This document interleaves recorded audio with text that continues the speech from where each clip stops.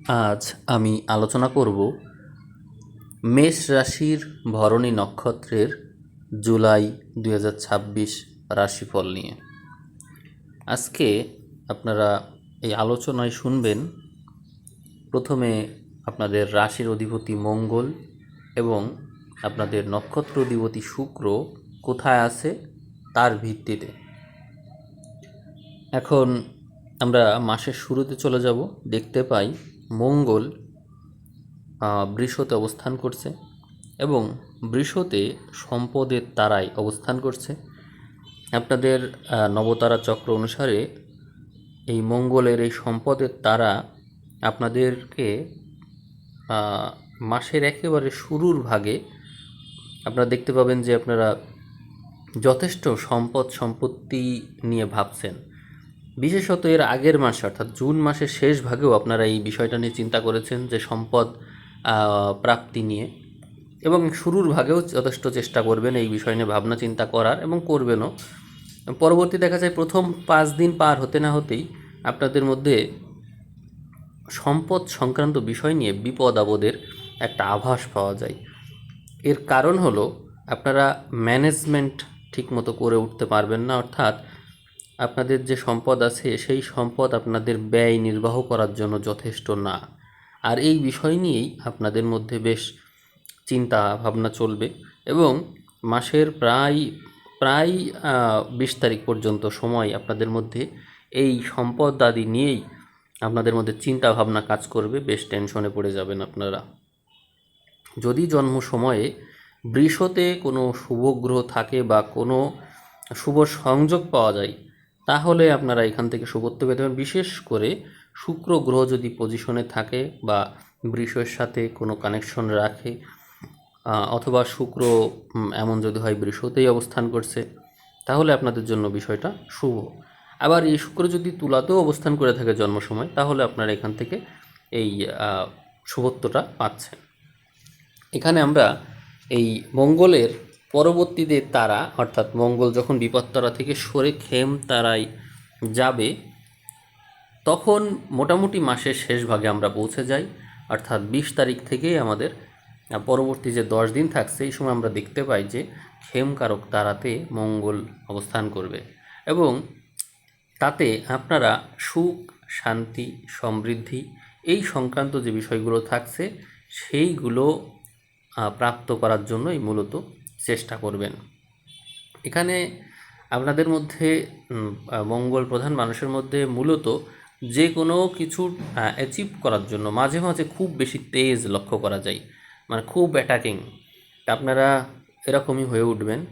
মাসের শুরুর ভাগে আপনারা চিন্তা করবেন, পরবর্তী ভাগে আপনারা এই বিষয়টা নিয়ে নিজেকে বিপদগ্রস্ত ফিল করবেন। অর্থাৎ আপনাদের যেহেতু নক্ষত্র অধিপতি শুক্র, এই জন্য আপনারা সবসময় রিচ, মানসিকভাবে রিচ ভাবেন নিজেদেরকে এবং হয়েও থাকেন। তাই আপনারা মানসিকভাবে কখনোই দরিদ্র না।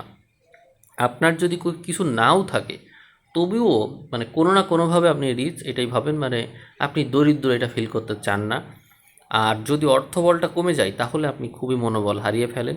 তো সেটি এই মাসের আমরা 5 তারিখ থেকে 20 তারিখ পর্যন্ত সময়ে 15 দিনের জন্য দেখতে পাবো যে আপনার মধ্যে খুব স্বল্প সময়ের জন্য সম্পদ আদি নিয়ে একটু টেনশন ভাব, যে আমি আমার এই যা ইনকাম বা যা সম্পদ আমার কাছে আছে তাতে আমি কিভাবে চলবো, কিভাবে মেকআপ করব, এই বিষয়টা নিয়ে চিন্তিত আপনি হবেন। কিন্তু পরবর্তীতে 20 তারিখের পরে দেখা যাচ্ছে যে এই সম্পদ আদি নিয়ে আপনার যে একটা টেনশন আপনি করেছেন তার একটা সুরাহা না করে যেন আপনি ক্ষান্ত হবেন না, সেই বিষয়ক একটা অ্যাপ্লিকেশন আপনি করবেন। অর্থাৎ কোনো না কোনো পথ আপনি বের করে ফেলবেন। আমরা দেখে নেব শুক্র কোথায়, কারণ নক্ষত্র অধিপতি শুক্রের অবস্থান সাপেক্ষেই মূলত আপনার এই কাজকর্মগুলো হবে। আমরা শুরুতেই, মাসের একেবারে শুরুতে দেখতে পাই এই শুক্রকে মিত্র তারাই, খুবই শুভ হয়ে গেল বিষয়টা। অর্থাৎ শুক্র মিত্র তারায় থাকার কারণে এই শুক্র আপনাকে মিত্র স্থানীয় মানুষের সাথে যুক্ত করবে এবং এই শুক্রকে আমরা চতুর্থ দেখতে পাচ্ছি আপনার রাশি সাপেক্ষে, যা অত্যন্ত শুভ। তবে এই ক্ষেত্রে আমি মনে করছি যে যেহেতু এইটা আপনার একটা কেন্দ্র ঘর, আপনার সপ্তমপতি শুক্র যে ব্যবসা অধিপতি যারা যারা ব্যবসায়ের সাথে সংযুক্ত থাকবেন তারা যদি পানির সাথে সম্পর্কিত কোনো বিষয়ের সাথে যুক্ত হন বা ভ্রমণ সংক্রান্ত বিষয়ের সাথে বিনোদন বা যেগুলো কসমেটিক্স আছে বা যেগুলো বিলাস জাতীয় দ্রব্য আছে এরকম কোনো কিছু, বিশেষ করে সমুদ্র পথে পানিপথে বাণিজ্য, এই বিষয়গুলো বেশিই ভালো দেখায়। বা ট্যুরের মাধ্যমে কোনো কিছু যদি হয় বা বিদেশ সংক্রান্ত কোনো কিছু থাকে, এইগুলোর সাথে সম্পর্কিত যে সমস্ত বিজনেস আছে এগুলো খুবই ভালো। এছাড়াও যদি লেখাপড়ার সাথে সংশ্লিষ্ট হয়, যেহেতু এখানে বুধ বৃহস্পতি শুক্র এই সমস্ত গ্রহ একত্র হয়েছে, জ্ঞানের সাথে সম্পর্কিত যে কোনো বিষয় এখানে আপনাকে খুব বেশি হেল্প করবে ব্যবসা বাণিজ্যের ক্ষেত্রে। তো আপনারা যদি এরকম কোনো কিছুর সাথে যুক্ত থাকেন তাহলে দেখুন আপনাদের মিত্রতা অনেক মানুষের সাথে বৃদ্ধি পাচ্ছে। এবং এই শুক্রকে আমরা পরবর্তীতে নক্ষত্র পরিবর্তন করতে দেখি এবং শুক্র অতিমিত্র তারায়ও অবস্থান করবে। তার মানে মাসের শুরু থেকেই দেখতে পাচ্ছি যে আপনার মিত্রতা এবং অতিমিত্রতার যে তারা আছে তার উপর দিয়ে আপনার যে মূল গ্রহ নক্ষত্র, আপনার যে মূল নক্ষত্র অধিপতি শুক্র সে যাতায়াত করবে। এতে আপনার মানসিকতায় ভালো একটা প্রভাব পড়তে দেখা যাচ্ছে, অর্থাৎ শুভ সংযোগ। আপনি শুভ যে সমস্ত গ্রহ আছে অর্থাৎ বৃহস্পতি, তারপরে বুধ, এই সমস্ত গ্রহ এর সান্নিধ্য পাচ্ছেন, যা আপনার জন্য খুব ভালো হয়ে গেল, খুবই ভালো হয়ে গেল। তবে ওয়ার্নিং থাকছে একটা বিষয়ে। ওয়ার্নিংটা হচ্ছে আপনি দেখবেন আপনার যেহেতু দুটো মেইন গ্রহ হচ্ছে মঙ্গল এবং শুক্র, আপনাদের মধ্যে আসলে যৌন সম্পর্কিত যে এনার্জি আছে, সেক্স এনার্জি, এইটা উত্থান পতন খুব বেশি করে, খুব মুড সুইং করে এই বিষয়টা। অর্থাৎ এই আপনার মধ্যে একটু রোমান্টিসিজম বেড়ে গেল, আবার এই নাই, এরকম হয় খুব বেশি। তো এখানে আমরা এই যে শুক্র শুভ গ্রহের সংযোগের সাথে ছিল এত সময় মাসের শুরুর ভাগে, থাকার পরেই শুভত্ব নিয়ে আসলো, এসে আবার কেতুর সাথে যুক্ত হলো। শুক্র আপনারা জানেন রাহু কেতু অক্ষে যদি শুক্র পড়ে যায় তাহলে শুক্র তার যে আসল বৈশিষ্ট্য সেটি থেকে আসলে সরে যায়। অর্থাৎ আপনি দেখবেন যে একদিকে আপনার মূল যে রাশির অধিপতি মঙ্গল, এ কিন্তু খুব বেশি বলবান এবং তেজ কারক। অন্যদিকে শুক্র আপনাদের মধ্যে দিয়ে থাকবে বিলাসিতা, রোমান্টিসিজম, সবসময় একটা রাজকীয় হালচাল। কিন্তু কেতুর সাথে পড়ে গেল এবং শত্রু ঘরে এসে শুক্র কি করবে? এক্ষেত্রে শুক্র আর ভালো ফল দিতে পারছে না, তখন আপনি বিপদগ্রস্ত হবেন। আর এই তারিখটা কখন? এই তারিখটা হচ্ছে আমরা দেখতে পাই যখনই মাসের প্রথম ভাগ পার করবেন আপনারা, অর্থাৎ 5 তারিখের পরে আপনারা 6 তারিখ থেকে কাউন্ট করেন। অর্থাৎ মঙ্গলকে আমরা বলছিলাম যে মঙ্গল বিপদ তারায় চলে যাচ্ছে, শুক্র হচ্ছে অতিমিত্র তারায় থাকছে।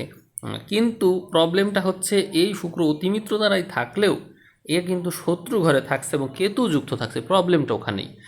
অর্থাৎ এখান থেকে আমরা স্পষ্টভাবে একটা ইঙ্গিত পাই আপনাদের পঞ্চম ঘর, আপনারা একটু খেয়াল করবেন, আপনাদের রাশি থেকে পঞ্চম ঘর এই সিংহের ঘর, এবং এখানে তৃতীয় ঘরে আমরা এই ঘরের অধিপতি রবিকে পাই। যেহেতু কেতু এখানে অতএব রবির অবস্থান সাপেক্ষে এবং শুক্রের অবস্থান সাপেক্ষে আমরা এখান থেকে স্পষ্টই বুঝতে পারছি আপনার একটা বা একাধিক রিলেশন হবে। অর্থাৎ বিপরীত লিঙ্গের মানুষের সাথে আপনার এ সময় রিলেশন হবেই, বোঝাপড়া হবেই, এবং এর কারণে যত রকমের ঝামেলা আছে আপনি ফেস করবেন। আর এর প্রভাবটা কারো কারো ক্ষেত্রে 5 তারিখ থেকেই শুরু হচ্ছে বা 6 তারিখ থেকেই শুরু হচ্ছে, আর প্রভাবটা কিন্তু থাকছে এই মাস ব্যাপী, এই প্রভাব থাকছে। আপনাদের যাদের এই রিলেশন সংক্রান্ত বিষয়ে প্রভাব চলছে, তারা একটু সাবধান হয়ে যান। তারা এখানে অন্য কোনো কনসালটেশনের হেল্প নিতে পারেন, বা হচ্ছে শুভরত্ন ধারণ বা পোশাক, রং, তারপরে হচ্ছে মেডিটেশন, প্রাণায়াম, এগুলো কোনো না কোনো কিছু হেল্প আপনাকে নিতে হতে পারে। এই ক্ষেত্রে আসলে ভরণী নক্ষত্রের সময়টা ভালো হওয়া সত্ত্বেও এখানে দেখুন আপনার চতুর্থ ঘরে শুভ গ্রহ বসে আছে, অর্থাৎ আপনার মন মানসিকতা ভালো হওয়া সত্ত্বেও আপনার যে প্রেম ভাগ্য সেই জায়গাটা বেশ বিপজ্জনক অবস্থায় আছে। আমি বোঝাই আর একটু কীরকম।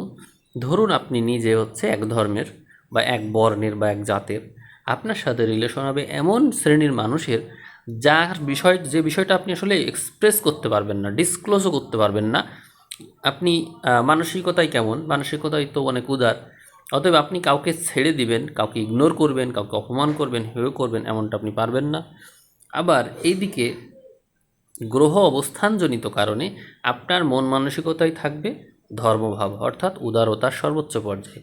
আপনি তাকে না পারবেন ব্লক দিতে, না তাকে না বলতে পারবেন, না তাকে হেয় করতে পারবেন, আপনি কোনোটাই পারবেন না। আবার আপনি দেখা যাচ্ছে সে আগে কোথাও রিলেশনে ছিল বা অলরেডি একাধিক রিলেশনে আছে, কিন্তু তাকে আপনার ভালো লাগে, হতে পারে সে ডিভোর্সি, আবার হতে পারে সে এই সংক্রান্ত বিষয় নিয়ে কোনো ঝামেলায় আছে, আবার হতে পারে এমন যে বাচ্চা কাচ্চা হবে না, বা হচ্ছে বিবাহিত সে, কিন্তু তার মানে লাইফ পার্টনারের সাথে তার ভালো মেলে না, আপনাকে তার সব কথা বলে, শুনে তার প্রতি আপনার একটু করুণা হলো, সহানুভূতি হলো।